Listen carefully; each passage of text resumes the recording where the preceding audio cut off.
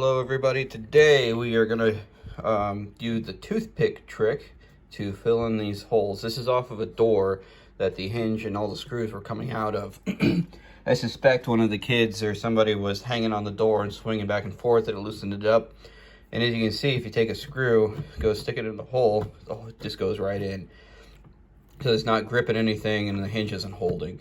So what we're going to do is use toothpicks and some glue and fill in these holes because we need something for these screws to attach to. So the basic process is a pretty easy process. First, we'll see how many screws it takes to fill the hole. Just kind of grab some and start putting them in. We're at 3. See if we can get a 4th in there.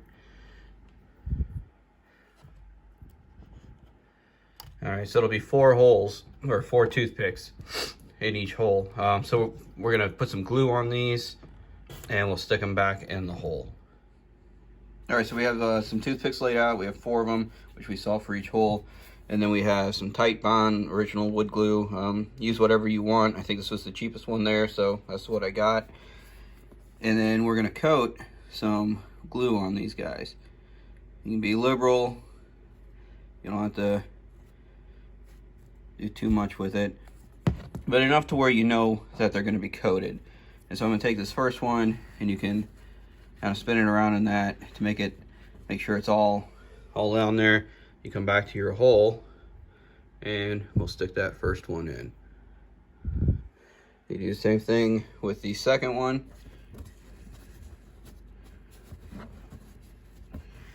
Get some good glue on there, and then we'll come in. The same thing.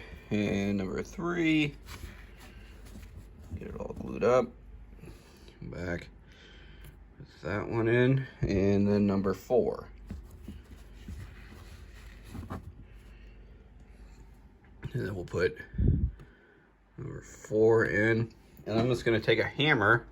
Now that we got all 4 in there, we're just going to give it a little tap to make sure they're all secure. And then after they're on there, you can wipe off a little bit of the excess. And we want to break these, those off. To break them off, you just use a hammer and just lightly give it a little tap and they'll break. And then you can use these ends for your next hole. So I'm going to go through and do that for all the holes, and then we will let that glue dry for a bit. All right, so we have them all filled in, the glue and toothpicks on all three hinges. We're gonna let that dry for like an hour or so. You can look at the instructions on your glue itself, and it'll say clamp for a minimum of 30 minutes, now stress joints for 24 hours, and such. So I'll probably let it go for a couple hours, and then I'll put it in. So I'm not too worried about waiting for the 24 hours. If it doesn't work, then obviously I would probably do it again and do the 24 hours. But like if you get any on your fingers, you can already tell after a couple of minutes that it's hardening. And so we don't have to worry about it too much. There's not a lot of stress going in on here. Just the screws going in there. It's not trying to rip it apart. It's really, the glue is to hold them in place while you screw, so you can create that tension and compression and whatnot. So we'll let that go for a couple hours, and then we will rehang that door. All right, so we got all the toothpicks and glue in there. It's all dry, and so now we're ready to put the hinges back on. Now, when I took the other hinges off, I did notice that whoever installed them used like drywall screws and exterior screws and whatnot. So I went and picked up a bag of assorted hinge screws. It's like $1.50 or something like that at the Home Depot, and it's the right size screws that we need. So now that we got it, we're going to put our hinge plate, hold it in place, put a screw on the drill, and you can even feel it gripping real good in there. So we're going to put the other 2 screws in.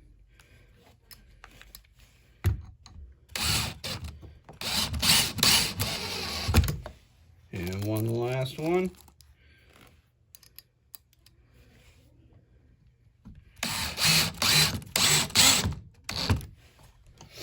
All right, so that's on there. You can pull on it, feels real solid.